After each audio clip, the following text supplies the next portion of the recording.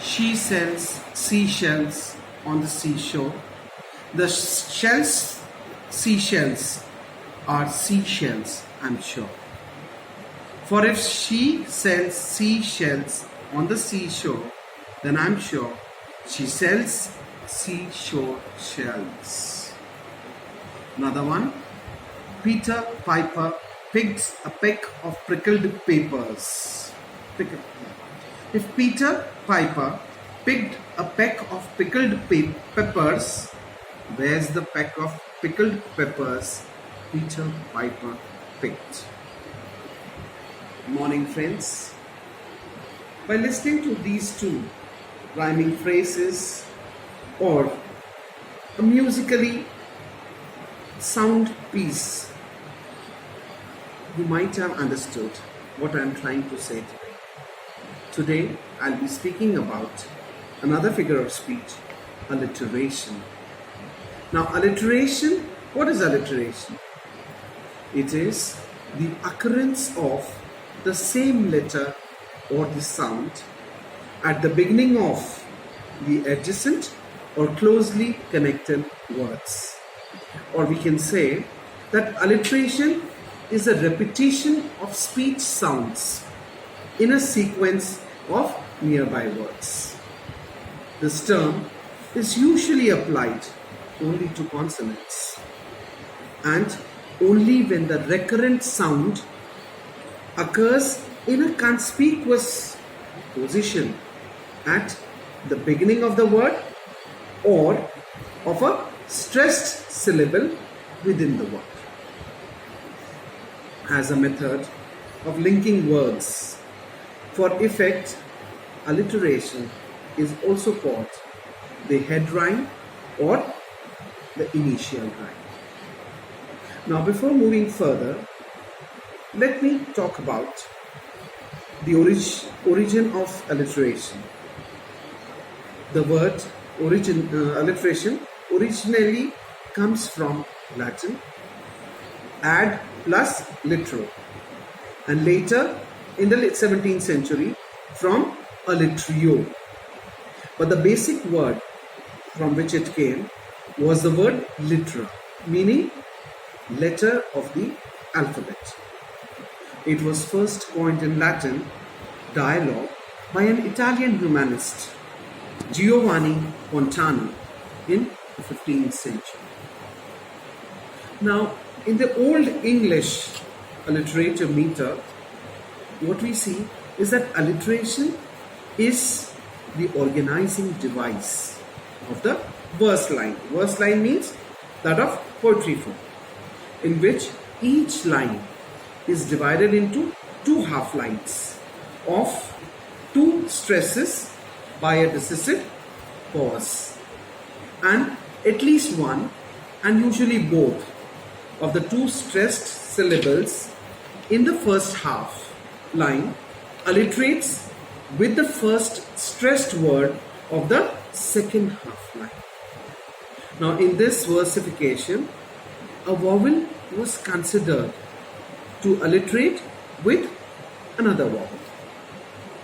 Now, a few Middle English poems which employed this literary device of alliteration, like the Piers Plowman and Gawain and the Green Knight, continued to use and play variations upon the old alliterative meter.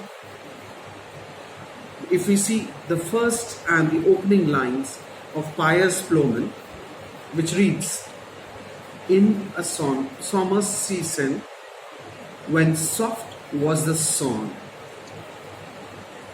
the sound sir, in summer season, soft and sona," are beautiful examples of alliteration.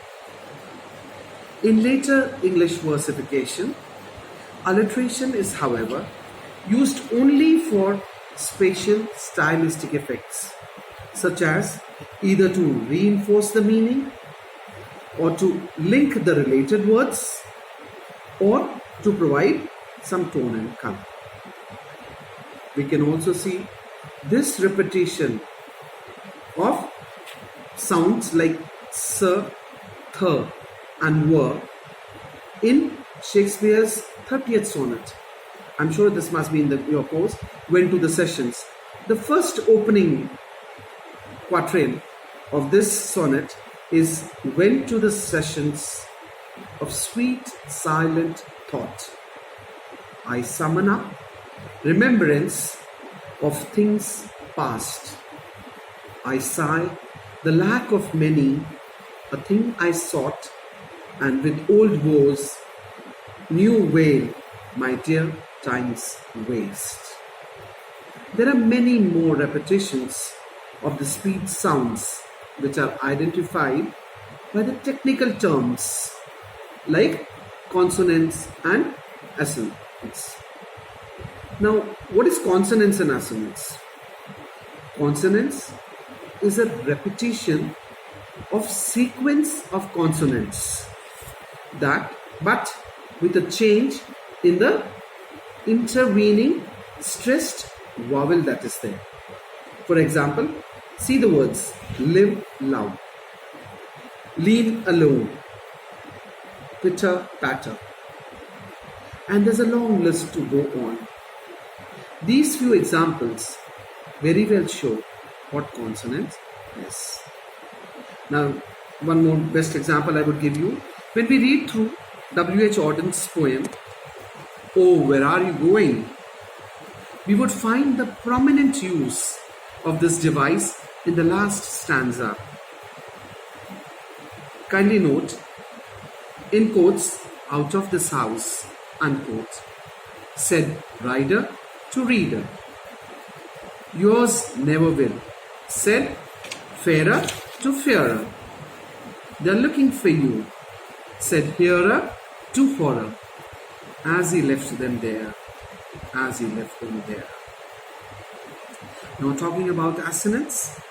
Assonance is the repetition of identical or similar vowel sound. As in consonants we have seen the repetition of consonant sounds, in assonance we have the repetition of vowel sounds, especially in the stressed syllables in a sequence of the nearby words.